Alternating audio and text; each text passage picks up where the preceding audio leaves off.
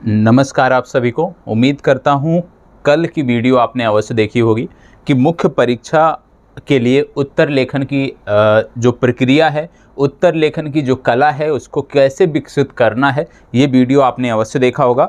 यदि आपने ये वीडियो नहीं देखा है तो सबसे पहले आपको जाकर उस वीडियो को देखना है कि मुख्य परीक्षा उत्तर लेखन जो होता है उसको किस प्रकार से हमें उस पर आगे बढ़ना चाहिए, चाहे वो राज्य विशेष की बात करें, चाहे हम यूपीएससी की बात करें। हम उम्मीद करते हैं कि आपने उसको अवश्य देखा होगा। आज क्योंकि ये बीपीएससी का चैनल है और आज जो हम बात करने वाले हैं ये बीपीएससी को लेकर हम बात करने वाले हैं।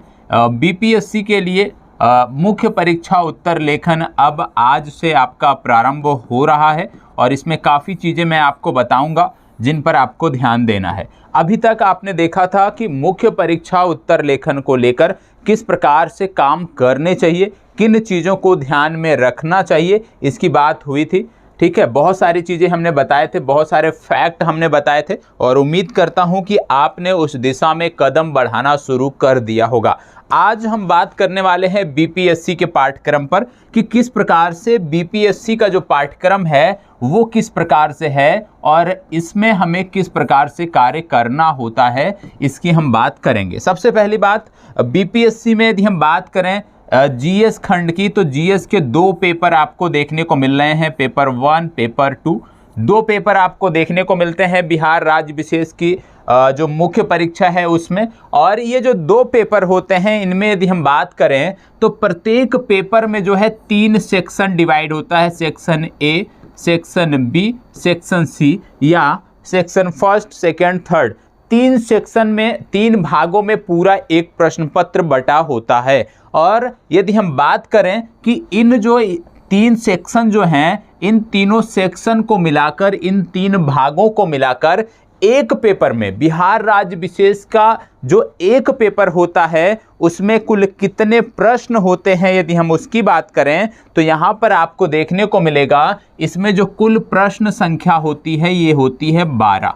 मतलब बिहार राज्य में जब हम पीसीएस की बात करते हैं, पीसीएस की मुख्य परीक्षा की बात करते हैं, तो हमें देखने को मिलता है कि जीएस के 2 पेपर आपको देखने को मिलते हैं। और जीएस के ये जो 2 पेपर होते हैं इनमें प्रत्येक पेपर 3 भागों में विभक्त होता है और इन 3 भागों में मिलाकर कुल 12 प्रश्न आपको देखने को मिलते हैं। और इन 12 प्रश्नों में से सिर्फ आपको 8 प्रश्नों का जवाब देना पड़ता है। ठीक है, 12 प्रश्न कुल होते हैं, 12 में से 8 प्रश्नों का आपको जवाब देना होता है। अब जो ये 8 प्रश्न हैं ये कहाँ से होते हैं? ये 8 प्रश्न कुल इस प्रकार बटे होते हैं, इसको भी देख लीजिए। आपको सेक्शन ए से 3 प्रश्न करने होते हैं, सेक्शन बी से भी 3 प्रश्न करने होते हैं और जो सेक्शन सी होता है उससे भी 2 प्रश्न करने होते हैं। तो बिहार राज्य विशेष के संदर्भ में जीएस का जब हम कोई भी पेपर लेते हैं तो पूरा पेपर 3 भागों में बटा होता है। प्रत्येक पेपर में जीएस के कुल 12 प्रश्न होते हैं। 12 प्रश्नों में से आपको सिर्फ 8 प्रश्नों का जवाब देना होता है और ये जो 8 प्रश्न हैं ये तीनों सेक्शन से करने होते हैं, जिनमें पहले सेक्शन से 3 प्रश्न करने होते हैं, दूसरे सेक्शन से भी 3 प्रश्न करने होते हैं और तीसरे सेक्शन से 2 प्रश्न करने होते हैं। ये तो हो गया मॉडल।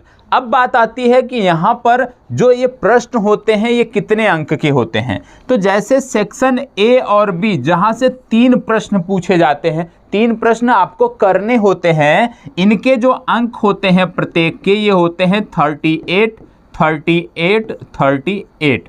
मतलब सेक्शन ए और बी या सेक्शन फर्स्ट और सेकंड जो आपके पेपर का है उसमें से कुल आपको 6 प्रश्न करने हुए दोनों जोड़कर, और इन 6 प्रश्नों के लिए आपको प्रत्येक प्रश्न के लिए 38 अंक दिए जाते हैं। बाद में जो सेक्शन आपका थर्ड है या सेक्शन तृतीय है या सेक्शन सी है, यहाँ पे जो आपको 2 प्रश्न करने होते हैं इसके लिए आयोग आपको 36 अंक प्रत्येक प्रश्न के लिए देता है। तो ये तो हो गया प्रश्नों का स्वरूप कि बीपीएससी में जो प्रश्न पत्र है वो किस प्रकार का होता है, बीपीएससी में कितने प्रश्न हमें करने होते हैं जीएस के पेपर में, बीपीएससी में प्रश्न जो करने होते हैं उस पर हमें कितने अंक मिलते हैं वो हमने देख लिया। और इस प्रकार से यदि हम देखें तो कुल जो पूर्णांक यहाँ पे होता है, यदि हम बात करें कुल पूर्णांक की बात करें तो यहाँ पे जो आपको कुल पूर्णांक देखने को मिलता है, ये पूर्णांक देखने को मिलता है 300। मतलब एक पेपर जीएस का जो है ये 300 अंकों का होता है, कुल मिलाकर 300 अंकों का होता है। और 300 ये जो अंक हैं ये 3 भागों में बटे होते हैं, जिनमें से 38 गुणे 3 पहले भाग से, 38 गुणे 3 दूसरे भाग से और 36 गुणे 2 ये तीसरे भाग से आपको प्राप्त होते हैं। इसके लिए समय कितना दिया जाता है? इसके लिए समय आपको दिया जाता है 180 मिनट या 3 घंटे का आपको समय मिलता है। तो सबसे पहले तो आपको यही समझने की ज़रूरत है कि किस प्रकार का आपका प्रश्न पत्र होता है, कितने प्रश्न आपको करने होते हैं, उन प्रश्नों को करने के लिए कितना समय आपको मिलता है, ये चीज़ आपकी स्पष्ट होनी चाहिए। अब यहाँ पे एक चीज़ और बता दें कि मान लीजिए ये आपके बीपीएससी का पेपर है, यहाँ पे प्रश्न संख्या 1, 2, 3, 4 इस तरह से प्रश्न दिए हुए हैं मान लीजिए, और ये आपका सेक्शन ए है। फिर आपका सेक्शन बी मान लीजिए अगले पेज से शुरू होता है, वहाँ भी 1, 2, 3, 4 इस तरह से प्रश्न दिए हैं। फिर मान लीजिए आपका सेक्शन सी शुरू होता है, यहाँ भी इसी तरह से प्रश्न आपके दिए हुए हैं। ठीक है, तो जैसे मैंने कहा कि सेक्शन ए से आपको 3 प्रश्न करने होते हैं, सेक्शन बी से भी 3 प्रश्न करने होते हैं और सेक्शन सी से मात्र 2 प्रश्न करने होते हैं। अब यहाँ पे एक चीज़ समझने की ज़रूरत है कि ऐसा नहीं है कि आप एक प्रश्न पहले सेक्शन ए का लिख दिए, फिर आप जाकर एक प्रश्न सेक्शन बी का या 2 प्रश्न सेक्शन बी का लिख दिए, फिर सेक्शन सी का। ऐसा आप बीपीएससी में नहीं कर सकते हो। आपको जब बीपीएससी का उत्तर लिखने बैठते हो, यदि आपने सेक्शन ए उठाया है तो सबसे पहले सेक्शन ए के जो 3 प्रश्न लिखने हैं उनको आप लिख डालिए, फिर किसी सेक्शन में जाइए। ठीक है, या जरूरी नहीं कि आप पहले सेक्शन ए के आंसर लिखिए, आप सेकंड भाग में जो प्रश्न आपका बटा है उसके आंसर लिख सकते हो, लेकिन जरूरी है कि सेक्शन बी से जितने प्रश्न आपके लिए लिखने होते हैं, जैसे 3, तो तीनों एक साथ आपको लिखने हैं। या सेक्शन सी आप शुरू करते हैं, कोई बात नहीं, तो सेक्शन सी से आपको 2 प्रश्न करने हैं। सबसे पहले इन 2 प्रश्नों का जवाब दीजिए, इसके बाद किसी सेक्शन में आपको जाना होता है। ये एक महत्वपूर्ण बात है, ये आपको समझ में आनी चाहिए, और जितनी जल्दी आप समझ जाते हैं उतना आपके लिए बेहतर होगा। अब जब हम बात करते हैं बिहार राज्य विशेष की, ये तो हो गया कि किस प्रकार से प्रश्न आते हैं। दूसरी बात आती है समय, टाइम मैनेजमेंट की, और एक और महत्वपूर्ण बात आती है कि एक प्रश्न में कितने शब्द लिखे जाएं। क्योंकि बीपीएससी का जो पाठ्यक्रम है, जो बीपीएससी का प्रश्न पत्र मेंस में हमें मिलता है, वहाँ पर कहीं भी ये चीज़ें लिखी नहीं होती हैं कि कितने शब्दों में आपको जवाब देना है। ठीक है, हालांकि यूपीएससी में ये चीज़ें होती हैं, तो यहाँ पे ये चीज़ आपको जानकारी नहीं दी होती है कि आपको कितने शब्दों में जवाब देना है। लेकिन जो लोग बीपीएससी का मेंस दिए होंगे वो जानते होंगे कि जो आंसर पुस्तिका आती है या जो उत्तर पुस्तिका आपको मिलती है बीपीएससी मेंस में, इसमें कुल मिलाकर जो पेज होते हैं, कुल मिलाकर जो पेज होते हैं वो आपको देखने को मिलते हैं 36 पेज। कितने देखने को मिलते हैं? 36 पेज आपको देखने को मिलते हैं। तो याद रखिएगा, बीपीएससी मेंस की जो उत्तर पुस्तिका है उसमें कुल आपको 36 पेज आपको देखने को मिलते हैं। अब अगर 36 पेज आपको देखने को मिल रहे हैं यहाँ पे, तो आप देखिए आपको प्रश्न कितने करने हैं। आपको प्रश्न करने हैं कुल 8, क्योंकि सेक्शन ए से 3 प्रश्न, सेक्शन बी से 3 प्रश्न और सेक्शन सी से 2 प्रश्न, मतलब कुल 8 प्रश्न आपको करने होते हैं।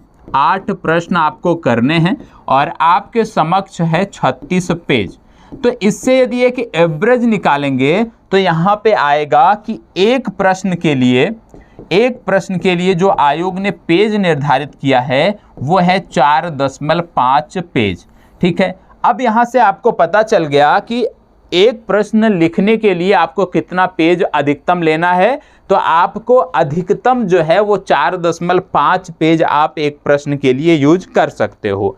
अब बात आती है कि क्या 4.5 पूरा लिखना है? नहीं, आइडियल यदि हम बात करें तो आप जो है 3.5 से लेकर 4 पेज में अपने आंसर समाप्त कर सकते हो। 3.5 पेज से लेकर 4 पेज, मतलब 3.5 पेज से लेकर 4 पेज में आपको अपना उत्तर लिखना होता है। अब बात ये तो हो गया कि कितने पेज में आपको उत्तर लिखना होता है, पेज आपने समझ लिया। अब यदि हम देखें तो पेज की बात आ गई कि एक आंसर को कम से कम 3.5 अधिकतम आप 4 पेज में लिख देंगे तो अच्छा रहेगा, अच्छा प्रभाव इसका पड़ेगा। अब क्योंकि हम मुख्य परीक्षा की बात कर रहे हैं, ऐसा तो होगा नहीं कि हमारे पास जो समय है वो असीमित होगा। समय असीमित नहीं होगा, हमारे पास समय सीमित है। कितना? 180 मिनट हमारे पास है और इसी 180 मिनट में हमें 36 पेज भरने हैं, ठीक है। और 36 पेज यदि हम ना भर पाए तो कम से कम 32 से 33 पेज आपको अवश्य भरने हैं। अब 180 मिनट आपके लिए निर्धारित है, ठीक है। अब यदि हम बात करें तो एक पेज में यदि हम बात करें अधिकतम, एक पेज में आप अधिकतम लिख सकते हैं तो 100 शब्द लिख सकते हैं, मान के चलिए। तो यदि आपको एक आंसर लिखना है, एक आंसर लिखना है, सबसे पहली बात 180 मिनट मिल रहा है। 180 मिनट मिल रहा है आपको 8 प्रश्नों के लिए।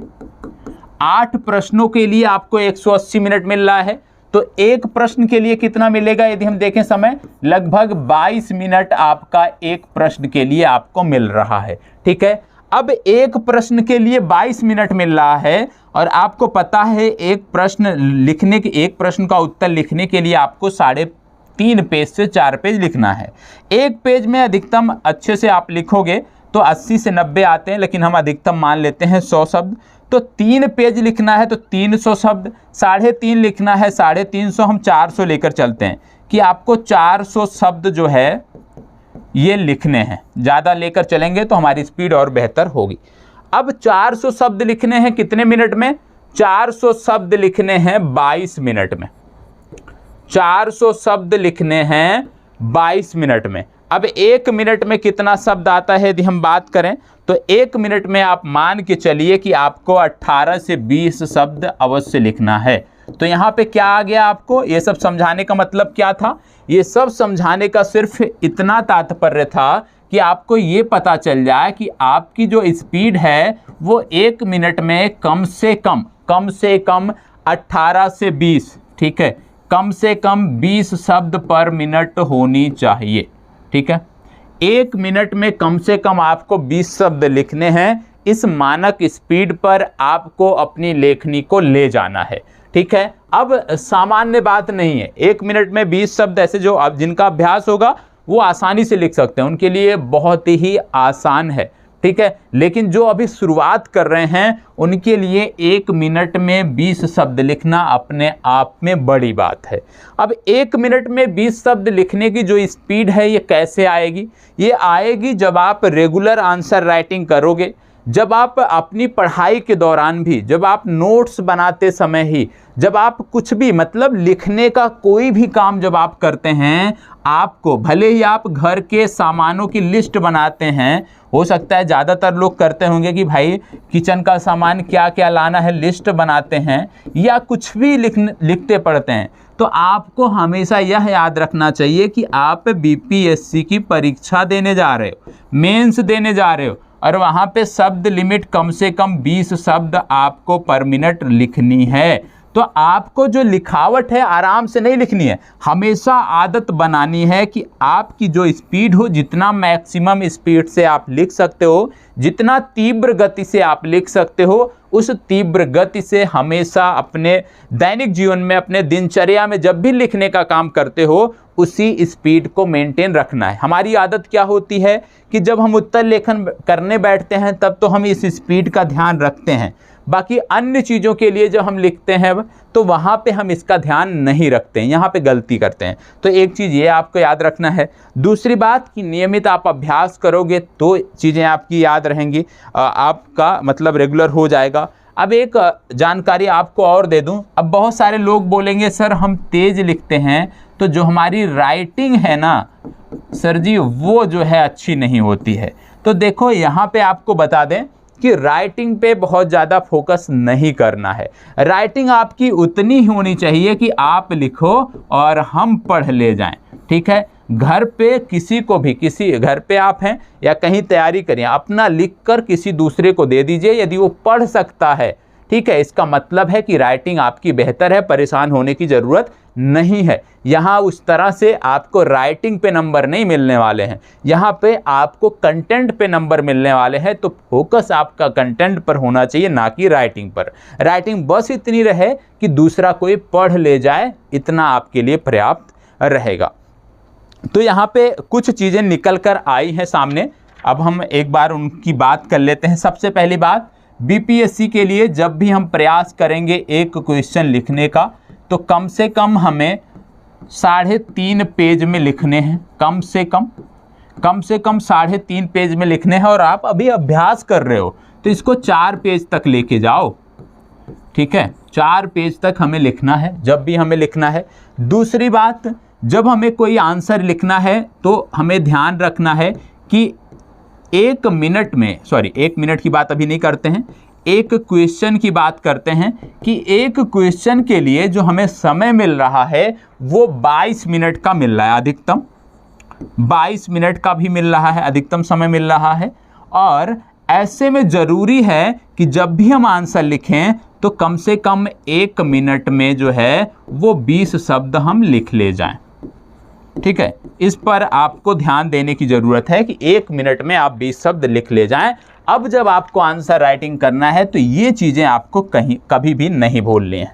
अब यहीं पे थोड़ी सी बात कर लेते हैं वैकल्पिक विषय की। वैकल्पिक विषय में भी चीज़ें समान है, थोड़ा सा बदलाव है, क्योंकि वैकल्पिक विषय में आपको सिर्फ 6 प्रश्न करने होते हैं और 6 प्रश्न के लिए 36 पेज मिलते हैं। मतलब अब वैकल्पिक विषय की जब बात करते हो तो एक क्वेश्चन आपको अधिकतम 6 पेज में लिखना होता है। तो यहाँ पर कोई दिक्कत नहीं है, कोई समस्या नहीं है, सिर्फ आपको अपनी स्पीड जो है उस पर काम करिए। बाकी लिखावट में यदि हम देखें, पैटर्न में देखें तो दोनों लगभग समान हैं, ठीक है। अब एक चीज़ और आपको ध्यान में रखना है, बहुत सारे छात्र आप में से होंगे जो थोड़ा सा ना सब कुछ करते हैं, हर जगह पैसा खर्च करते हैं, लेकिन जब आंसर राइटिंग की बात आ जाएगी तो कहीं भी कुछ भी कोई भी कॉपी मिल जाएगी उस पर लिखने बैठ जाते हैं। याद रखिएगा, किसी भी कॉपी पर आपको उत्तर लेखन नहीं करना है। बहुत सारे लोग A4 साइज का ये पेज है, इस पे आंसर राइटिंग करने लिख जाएंगे, नहीं करना है। आपको इसका मानक पेज होता है, आपके ऐप में भी होगा, नहीं होगा मैं आपको भेज दूंगा, ठीक है। इसका जो मॉडल पेज होता है वो मैं आपको भेज दूंगा और आप में से जितने भी लोग इसके लिए प्रयास करोगे इसी मॉडल पेज पर ही अभ्यास करोगे। और याद रखना, जिनका आंसर इसी मॉडल पेज पर आएगा उन्हीं के आंसर जो है मैं चेक करूंगा, अन्य लोगों के आंसर को मैं चेक नहीं करूंगा। इसको आप चाहे जो समझो, सकारात्मक रूप में लेते हो तो आपके लिए अच्छा है, नकारात्मक रूप में लेते हो तो भी आपके लिए अच्छा है, ठीक है। क्योंकि यदि आप सोचो कि सिर्फ और सिर्फ पेज से क्या होता है तो पेज से बहुत कुछ होता है, ठीक है। अभी बहुत सारे लोग होंगे कि नोट्स जो है वो प्लेन पेज पे नहीं बनाते रहे होंगे, लाइनिंग वाले पे बनाते रहेंगे। अब यहाँ पे प्लेन पे लिखना है तो चीज़ें आपको करनी पड़ेंगी, ठीक है। अब सारी चीज़ें हो गई। अब मैं आपको बता देता हूँ कि किस प्रकार से, आपने थंबनेल देखा होगा वीडियो का, थंबनेल में भी चीज़ें दी गई हैं कि आपके जो आंसर होंगे, जैसे आज तो भूमिका बना रहा हूँ मैं, कल से चीज़ें प्रारंभ होगी, मतलब सोमवार से चीज़ें प्रारंभ होंगी, तो किस प्रकार से आपके आंसर चेक होंगे। क्योंकि यदि आप उत्तर लेखन करते हो और आपको अपनी कमियां नहीं बताई जाती हैं तो वो गलत है, तो कमियां भी आपको मेरे द्वारा बताई जाएंगी। तो इसके लिए ज़रूरी है कि आज़ाद बीपीएससी मोबाइल ऐप आप सभी अपने मोबाइल फ़ोन में डाउनलोड कर लीजिएगा। जिनके फ़ोन में आज़ाद बीपीएससी मोबाइल ऐप होगा, यदि वो बैचेज के ऑप्शन पे जाते होंगे तो वहाँ पे BPSC exam batch pre plus mains plus doubt pre plus mains plus doubt आपको देखने को मिल जाता होगा। और आज की डेट में इसमें 7,993 छात्र जुड़े हुए हैं। ठीक है, तो जो लोग नहीं जुड़े हैं पहले आप ऐप डाउनलोड कर लीजिएगा। ऐप डाउनलोड करने के बाद बैच के ऑप्शन पे जाइएगा। बैच के ऑप्शन पे जब जाओगे तो ऐड बैच का ऑप्शन आएगा, उस पर क्लिक करोगे और उस पर क्लिक करने के बाद जब बैच कोड मांगेगा तो बैच कोड में आपको टाइप कर देना है बीपीएससी एग्जाम। क्या टाइप करना है? बीपीएससी एग्जाम आपको स्मॉल लेटर में टाइप कर देना है। आप इस ग्रुप से जुड़ जाओगे। यदि कोई समस्या होती है, संस्थान के नंबर दिए होते हैं ऐप में, उन नंबरों पर फ़ोन करके आप इस ग्रुप में जोड़ने के लिए उनको बता सकते हो। ठीक है, तो ये चीज़ें आपको कर लेनी है। अब यहाँ पे जब आप आ जाओगे तो यहाँ पे आपको डेली का डेली जो है वो असाइनमेंट, देखो जब आप बैच से जुड़ जाओगे तो कुछ इस तरह से आपको ओवरव्यू दिखेगा। ओवरव्यू हो गया, असाइनमेंट हो गया। तो इसी असाइनमेंट के सेक्शन पर अब आपको प्रतिदिन के प्रश्न दिए जाएंगे। जो क्लास में मैं प्रश्न दूंगा, इसी असाइनमेंट के सेक्शन में भी वो आपको प्रश्न देखने को मिल जाएगा। और जब असाइनमेंट के सेक्शन में आपको प्रश्न देखने को मिल जाएगा तो आपको जो अपनी अटैचमेंट है यहीं पर सबमिट करनी है। ठीक है, जैसे मान लीजिए अभी यहाँ पे एक नोटिफिकेशन दिख रहा है, इस पर क्लिक करते हैं तो यहाँ पे आपका आ जाएगा। तो जैसे ही आप इसको क्लिक करोगे, यहाँ पर जाकर आप क्या करना है, आपको अपने जो उत्तर लिखे हैं आप उसकी फ़ोटो खींच के अच्छे से यहाँ पे भेज देनी है।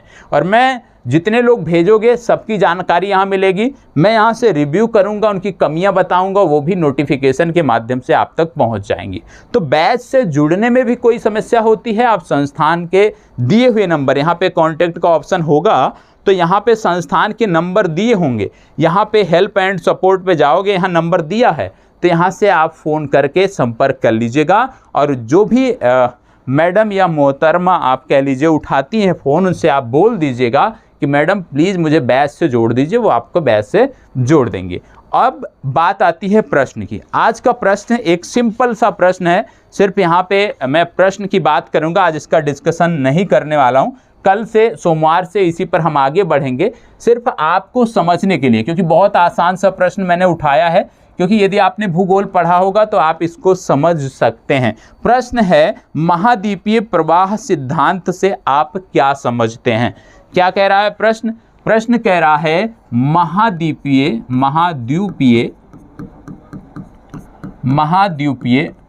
प्रवाह सिद्धांत से आप क्या समझते हैं? महाद्वीपीय प्रवाह सिद्धांत से आप क्या समझते हैं? वेगनर के प्रमुख साक्ष्यों की विवेचना कीजिए। वेगनर के प्रमुख साक्ष्यों की विवेचना कीजिए।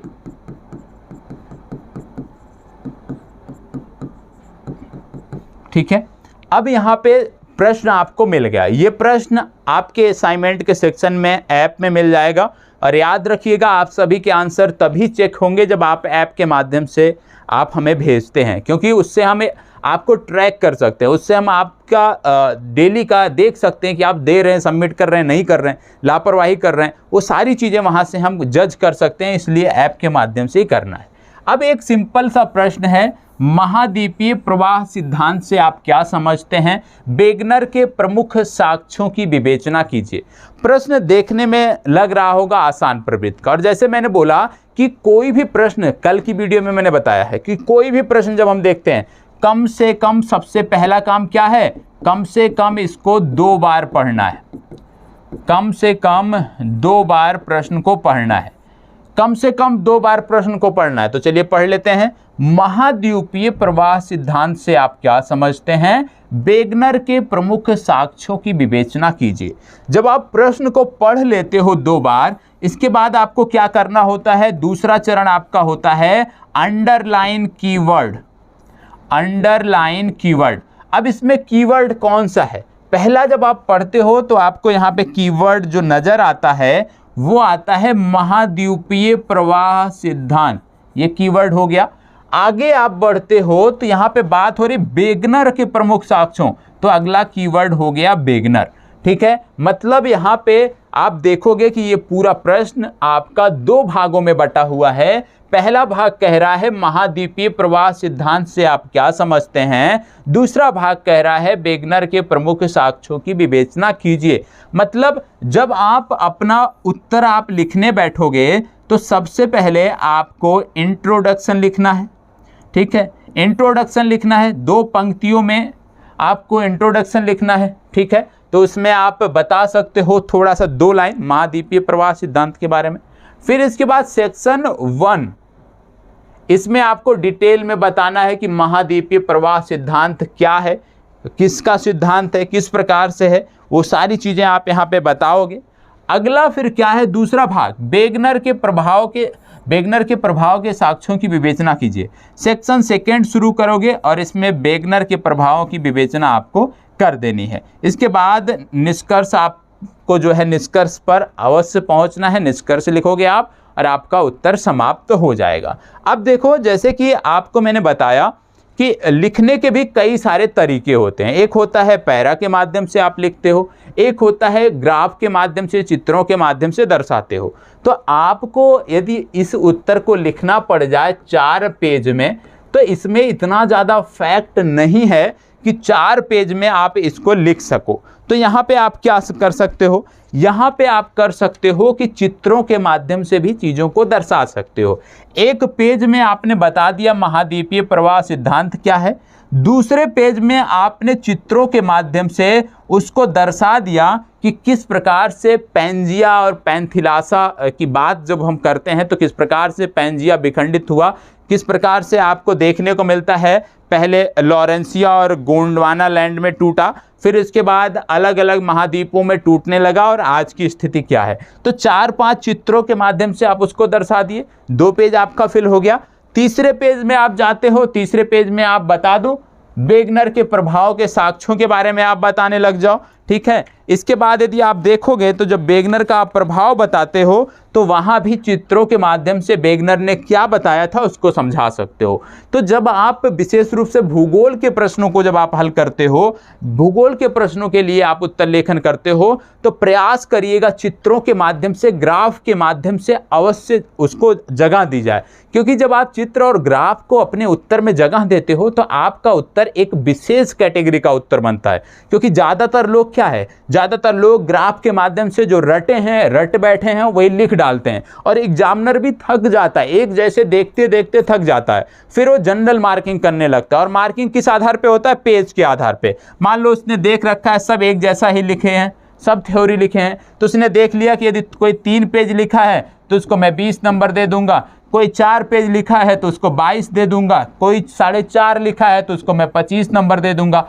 तो इस तरह से जनरल मार्किंग करता हुआ वो अपना पेज काउंट करके जनरल मार्किंग करता हुआ आगे बढ़ रहा है। लेकिन जब उसको कुछ अतिरिक्त चीज़ें दिखती हैं तो उसकी भी जिज्ञासा बढ़ती हो, वो देखता है और जनरल मार्किंग से हटकर आपको 30 नंबर हो गया, 28 नंबर कर देता है। और इस प्रकार से जो प्रत्येक आंसर में आप सामान्य छात्रों से 2 अंक 3 अंक आगे लेकर चलते हो ना, वो आपको कहीं ना कहीं एक बेहतर रैंक दिलाने में मदद करता है। तो आपको इसका ध्यान अवश्य रखना है, विशेष रूप से भूगोल के संदर्भ में। समसामयिक संदर्भों के जो प्रश्न होते हैं उनमें भी आप चित्रों के माध्यम से दर्शा सकते हैं। तो प्रयास करिएगा अपने उत्तर को और एग्जामिनर की दृष्टि से एग्जामिनर को और आकर्षित करने के लिए चित्र ग्राफ का प्रयोग ज़्यादा से ज़्यादा अपने उत्तर में करें, चार्ट का प्रयोग ज़्यादा से ज़्यादा अपने उत्तर में करें। निश्चित रूप से आपको मदद मिलेगी, निश्चित रूप से आपका जो उत्तर होगा वो विशेष कैटेगरी के उत्तर में जाएगा और उससे आपको बढ़त मिलने तय है।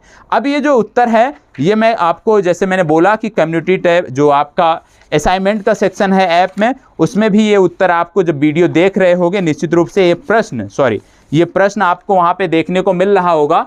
तो वहाँ पे जाकर इसको अवश्य देखना है, इस प्रश्न को जाकर अवश्य देखना है। यदि आप में से कोई इस पर उत्तर लेखन कर सकता है तो प्रयास अवश्य करिएगा, क्योंकि कोशिश करने वालों की कभी हार नहीं होती है। तो प्रयास अवश्य करिएगा। बाकी सोमवार से हम मिलेंगे और निरंतर अभी ये चर्चा चलेगी, इसमें किसी भी प्रकार की बाधा नहीं आएगी। रही बात करंट अफेयर्स की, क्योंकि उसी समय पर आप इसको देख रहे हैं, तो करंट अफेयर्स की जो बात है वो आज आपकी मुख्य परीक्षा की रणनीति को लेकर इस पे समय चला गया, तो मैं क्वेश्चन तैयार नहीं कर पाया, इस वजह से आज वो आपका स्थगित है। लेकिन प्रयास रहेगा सोमवार से कि उत्तर लेखन भी चलता रहे, मुख्य परीक्षा उत्तर लेखन भी चलता रहे, करंट अफेयर्स भी चलता रहे और साथ ही साथ प्रारंभिक परीक्षा की दौड़ में भी हम बने रहें। तो तीनों चीज़ों पर फोकस होगा, बस आपका सहयोग चाहिए। यदि अच्छा लगा है तो प्लीज़ लाइक, शेयर और एक कमेंट जरूरी है। यदि आज जितने भी लोग, आप में से जितने भी लोग हमारे साथ जुड़ना चाहते हैं, जितने भी छात्र हमारे साथ जुड़कर उत्तर लेखन करना चाहते हैं, प्लीज़ कमेंट बॉक्स में एक सकारात्मक, नकारात्मक जो भी आपको समझ में आता है वो एक कमेंट अवश्य करिएगा, क्योंकि आपके सुंदर कमेंट को पढ़कर बहुत, आप कह सकते हो, बहुत खुशी होती है और चीज़ें और बेहतर करने का मन करता है और बेहतर करने का हम प्रयास भी करते हैं। धन्यवाद, बहुत बहुत आभार। याद रखिएगा बैच कोड क्या है, BPSC एग्जाम। चलिए, थैंक यू।